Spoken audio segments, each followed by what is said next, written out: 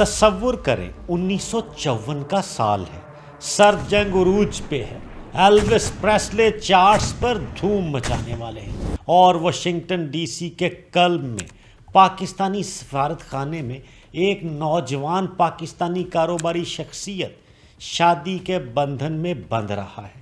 مہمانوں میں کون کون شامل ہے؟ کوئی اور نہیں، امریکی نائب صدر رچرڈ نکسن اور ان کی اہلیہ، جو اس طرح سے مسکرا رہے ہیں جیسے یہ ان کی اپنی شادی ہو۔ دلہا کون؟ سید بابر علی۔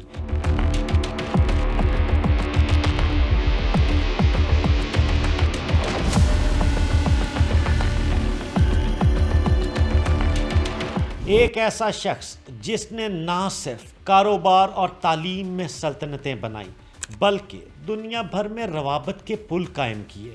99 سال کی عمر میں بابر علی صرف ایک لیجنڈ نہیں، وہ اس بات کا زندہ ثبوت ہیں کہ ایک شخص کی محنت قوم کی تقدیر بدل سکتی ہے۔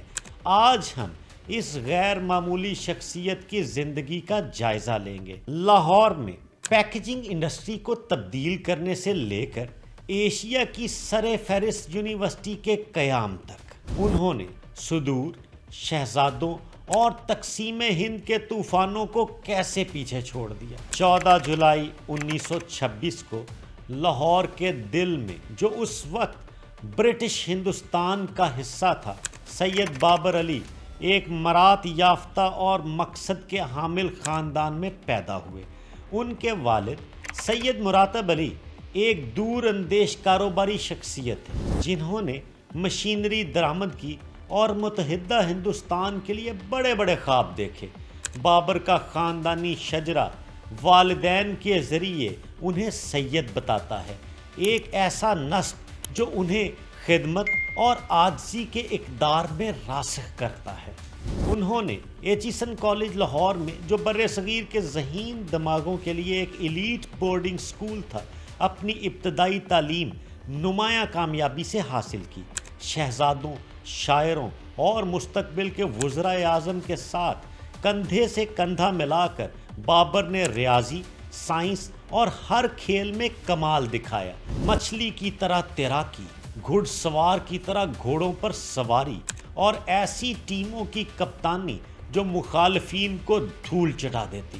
انہوں نے گورنمنٹ کالج لاہور سے BSc مکمل کی، لیکن سیکنڈ ورلڈ وار نے دوسرے منصوبے بھی بنوا دیے۔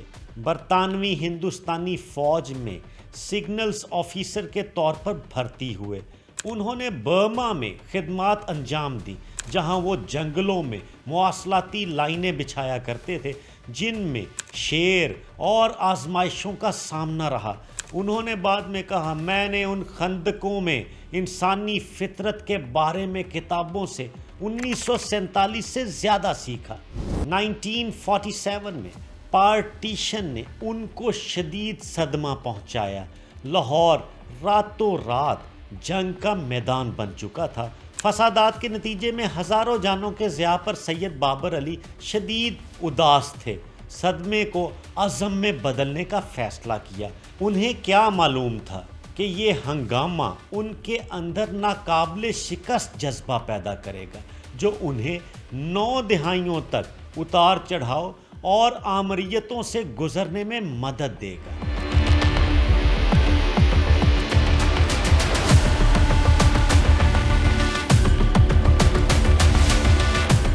تقسیم کے بعد پاکستان ایک خالی کینوس تھا، نہ کوئی سند، نہ بنیادی ڈھانچہ، صرف ہمت اور کپاس کے کھیت۔ یہاں آئے بابر علی، عمر 30 سال، جنہوں نے ایک بڑی خامی دیکھی۔ بغیر مناسب پیکیجنگ کے اس ساری خام کپاس کو برآمد کیسے کیا جائے؟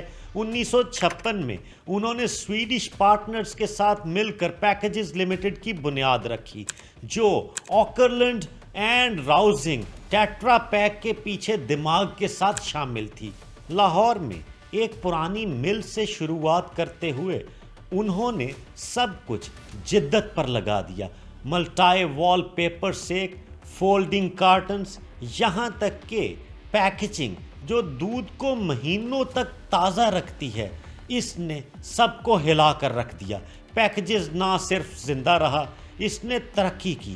پاکستان کی سب سے بڑی پیپر اینڈ بورڈ مل بن گئی، ہزاروں کو روزگار دیا، 40 سے زائد ممالک کو برآمد کیا۔ لیکن بابر کا کام یہی ختم نہیں ہوا۔ 1979 میں انہوں نے ملک پاک لمیٹڈ شروع کیا، پاکستان میں پہلا UHT دودھ، جو اب نیسلے پاکستان ہے۔ اربوں روپے کا پروجیکٹ جو کروڑوں لوگوں کی پیاس بجھاتا ہے۔ سیمنز پاکستان اور سنوفی ایونٹس جیسے بڑے اداروں کی سربراہی کی۔ ہمیشہ یہ نصیحت کی، فوری منافع کمانے کی بجائے طویل کھیل کھیلیں اور اپنی اہمیت بڑھائیں۔ ان کی نگرانی میں پیکجز نے 70 کی دہائی میں ماحول دوست طریقوں کی ابتدا کی، جب پائیداری بمشکل ایک لفظ تھا۔ 90 کی دہائی تک ان کی سلطنت نے جنگلات، فارما اور پاور تک پھیلاؤ کر دیا تھا۔ ان ملک میں اس وقت 10,000 سے زائد نوکریاں پیدا کی۔ جہاں بے روزگاری فسادات کو جنم دے سکتی تھی، وہاں پہ یہ ایک بڑا کنٹریبیوشن تھا۔ ایسا کیا تھا جو انہیں کاروباری دیوتا بناتا تھا؟ ویژن اور اقدار۔ انہوں نے سویڈش کارکردگی سے سیکھا، لیکن پاکستانی ہمت شامل کی۔ ایک اسٹارٹ اپ کو یونیسکو کے تسلیم کردہ صنعتی ترقی کے ماڈل کو تبدیل کر دیا۔ جیسا کہ ایک ایگزیکٹو نے کہا، بابر علی نے منافع کا پیچھا نہیں کیا، انہوں نے پروگریس کا پیچھا کیا۔ 1954 میں جب فل برائٹ پر وہارٹن میں پڑھ رہے تھے،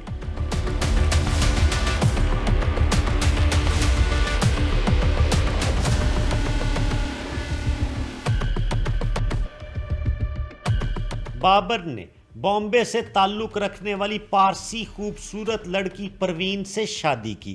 پاکستانی سفارت خانے میں ایک شاندار نکاح کے ساتھ مہمانوں کی فہرست کا تعین کیا گیا۔ سفارتکار، صنعت کار اور رچرڈ نکسن، جو اس وقت آئزن ہاور کے نائب صدر تھے، تحائف کے ساتھ بالی ووڈ کے ایکسٹراز کی طرح وہاں پہ جمع ہو کر تصاویر لیتے رہے۔ بابر کی پرسنالٹی کیرزمیٹک اور میگنیٹک تھی۔ انہوں نے پارٹیشن کی بقا کی کہانیوں سے امریکی کاروباری حلقوں کو مسحور کر لیا۔ یہ ایک بار کا واقعہ نہیں۔ 1996 میں انہوں نے پرنس فلپ کے بعد WWF انٹرنیشنل کے صدر کی حیثیت سے عہدہ سنبھالا۔ نیدرلینڈز کے پرنس جیسے شاہی شخصیات کے ساتھ کندھے سے کندھا ملا کر ترقی کی۔ انہوں نے 90 کی دہائی میں ہندوستان پاکستان کے خفیہ مذاکرات کی مشترکہ صدارت کی۔ حریفوں کے ساتھ چائے پی کر منجمد تعلقات کو پگھلا دیا۔ سویڈش شاہی خاندان نے 2001 میں انہیں یورپ ایشیا کاروبار کے پل بنانے کے لیے OBE سے نوازا، یہاں تک کہ 99 سال کی عمر میں وہ ڈیوس کے پسندیدہ ہیں۔ ہارورڈ کے پینل میں مدعو، جہاں عالمی رہنما ان کی باتوں پر کان دھرتے ہیں۔ بابر کا رولڈیکس تاریخ کی مشہور شخصیات کی فہرست کی طرح جناح کی مسلم لیگ کے حامیوں سے لے کر کلنٹن دور کے ایلچیوں تک سب کے ساتھ ایک یارانہ ہے۔ انہوں نے شہرت کی تلاش نہیں کی، شہرت نے ان کا پیچھتار حاصل کریں۔ بابر علی اپنی کاروباری کامیابیوں کے بعد آرام بھی کر سکتے تھے، لیکن انہوں نے یہ فیصلہ نہیں کیا۔ بابر علی نے پاکستان کا اصل بحران دیکھ رکھا تھا، دماغوں کا بیرون ملک جانا دیکھ رکھا تھا۔ 1984 میں بغیر کسی سرکاری فنڈنگ یا زمین کے انہوں نے صنعت کاروں کو 500 KS کے سیڈ فنڈ کے لیے اکٹھا کیا۔ اس وقت یہ بہت بڑی رقم تھی، اور 1985 میں Lahore university of management sciences LUMS کی بنیاد رکھ دی۔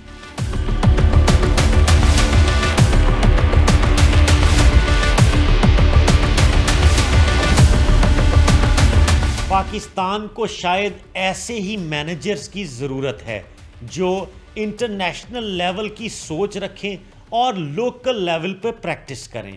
ایک ادھار لیے ہوئے بنگلے سے لمز نے اس دھماکے کا آغاز کر دیا۔ آج یہ پاکستان کا MIT میٹس اور ہارورڈ ہے، جس کے 5000 سے زائد فارغ التحصیل، فارچون 500 سٹارٹ اپس اور حکومتیں چلا رہے ہیں۔ بابر نے 30 سال تک پہلے پرو چانسلر کے طور پر خدمات دی، ذاتی طور پر ڈینز کے انٹرویوز لیتے بابر اور اپنی بابر علی فاؤنڈیشن کے ذریعے اسکالرشپس فنڈ کرتے، لیکن لمس صرف پہلا مرحلہ تھا۔ 1992 میں انہوں نے علی انسٹیٹیوٹ آف ایجوکیشن شروع کیا، جس نے 10,000 سے زائد اساتذہ کو تربیت دی تاکہ جھگیوں کے بچوں کی زندگی بہتر ہو۔ اپنے مادر علمی ایچیسن کالج میں انہوں نے 2020 میں شاندار سید بابر علی لائبریری عطیہ کی، ایک ٹیک جنت جس میں 50,000 سے زائد کتابیں ہیں جو ہر سال 2,500 لڑکوں کی تعلیم کو تبدیل کر دیتی ہیں۔ لمس اور ٹیڈکس کے لیے 97 سال کی عمر میں کلیدی خطاب کیے، یہ جوہر چھوڑتے ہوئے تعلیم تحفہ نہیں، یہ آگ ہے، ایک میں جلائیں، یہ دنیا کو گرم کرتی ہے۔ ان کا اثر لمس کے فارغ التحصیل طلباء اور طالبات نے خوب لیا۔ لمس کے فارغ التحصیل 95% پلیسمنٹ ریٹ کے ساتھ پاکستان کے سٹارٹ اپ بوم کو ایندھن دیتے ہیں۔ بابر نے سکول نہیں بنائے، انہوں نے مستقبل بنائے ہیں۔ کاروبار اور کتابیں بابر کے دن کا کام تھا، پلانٹ کو بچانا ان کے دل کا کام تھا۔ 1970 سے WWF پاکستان کے چیئرمین کے طور پر انہوں نے بلین ٹری سونامی کے ذریعے لاکھوں درخت لگائے اور برفانی تیندوؤں جیسے خطرے سے دوچار جانوروں کی حفاظت کی۔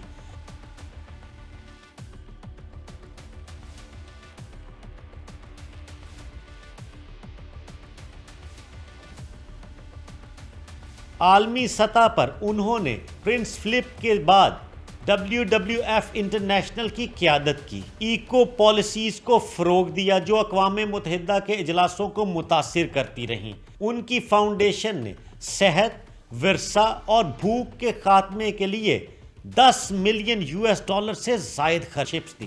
لاہور کے روز گارڈن سے لے کر پارٹیشن کے آرفنز تک انہوں نے اسکالرشپس دیں۔ 1993 میں کیئر ٹیکر فائنانس منسٹر کے طور پر انہوں نے افراتفری کے درمیان پاکستان کی معیشت کو سٹیبل کیا، بغیر کسی سکینڈل کے خسارے کو کم کیا۔ دولت جمع نہیں کی جاتی، اسے سب کے لیے کاٹا جاتا ہے۔ 99 کی عمر میں بھی وہ اب تک رضاکارانہ کام کر رہے ہیں، ایک سچا عوامی فلاحی کام۔ کیا آپ نے کبھی سوچا ہے کہ 99 سال کی عمر میں کوئی اتنا تیز کیسے رہتا ہے؟ پولو سٹار، ٹینس ایکس اور تیراک جو اگر جنگیں نہ ہوتی تو اولمپکس میں جاتے۔ انہوں نے پیکیجز میں شاندار کھیلوں کے دن منعقد کیے، فیکٹریوں کو کرکٹ، ہاکی اور گھڑ دوڑ کے میدانوں میں تبدیل کر دیا، کارکنوں کے حوصلے اور عضلات کو بڑھاوا دیا۔ قومی طور پر انہوں نے 80 کی دہائی میں پاکستان کی ہاکی گولڈ کی حمایت کی اور یوتھ لیگز کی رہنمائی کی۔ اب بھی وہ ہفتہ وار گولف کھیلتے ہیں۔ فلسفہ، مضبوط جسم جو مری کی پہاڑیوں پر بچپن کی سیر سے آیا فلسفہ تھا، جسم مضبوط، دماغ بلند، وہ سکھاتے ہیں۔ کوئی تعجب نہیں کہ انہوں نے زیادہ تر اولمپئنز کو پیچھے چھوڑ دیا۔ ایک شخص پارٹیشن کے فسادات، فوجی بغاوتوں، معاشی بحرانوں اور ذاتی نقصانات جیسے اپنی اہلیہ کے انتقال کو کیسے برداشت کرتا ہے، اور 99 سال کی عمر میں بغیر کسی کڑواہٹ کے کیسے پہنچ جاتا ہے۔ بابر کے پاس خفیہ نسخہ ہے، دوسروں سے سیکھیں، ناکامیوں پر ہنسیں، وراثت کے لیے جئیں۔ وہ سادہ رسومات پر قسم کھاتے ہیں۔ صبح سویرے بائیوگرافیز پڑھنا ان کی عادت ہے۔ انہوں نے 500 سے زائد سوانح حیات پڑھ رکھی ہیں۔ خاندانی دعوتیں معمول ہیں اور بغیر کسی کینہ کے، یہاں تک کہ تقسیم ہند کے دشمنوں کو بھی معاف کر دیا۔ پنجابی سبزیوں سے بھرپور کھانا کھانا، لاہور کے باغات میں روزانہ چہل قدمی اور ایمان سے بھرپور ذہنیت۔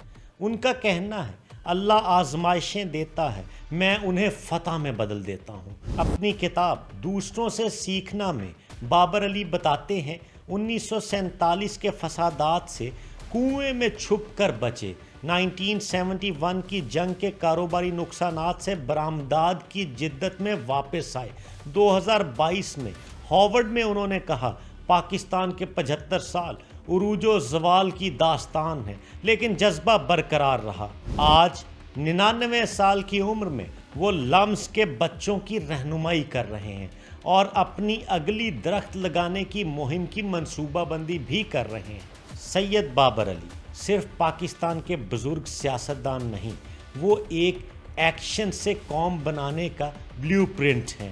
نکسن کے شادی کے مہمان سے لمس کے بانی تک ان کی زندگی اثر کو بڑھانے کی ماسٹر کلاس ہے۔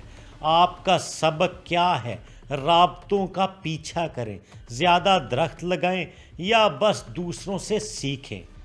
TNS دا نوید شو میں آج کے لیے اتنا ہی۔ ہم آپ کے لیے کہانیوں کا سلسلہ جاری رکھیں گے، شعور کا سلسلہ، آگہی کا سلسلہ، روشنی کا سلسلہ، متاثر کن کہانیوں کا سلسلہ، آپ کی پسندیدہ داستانوں کا سلسلہ۔ آپ ہمارے ساتھ بندھے رہیے گا۔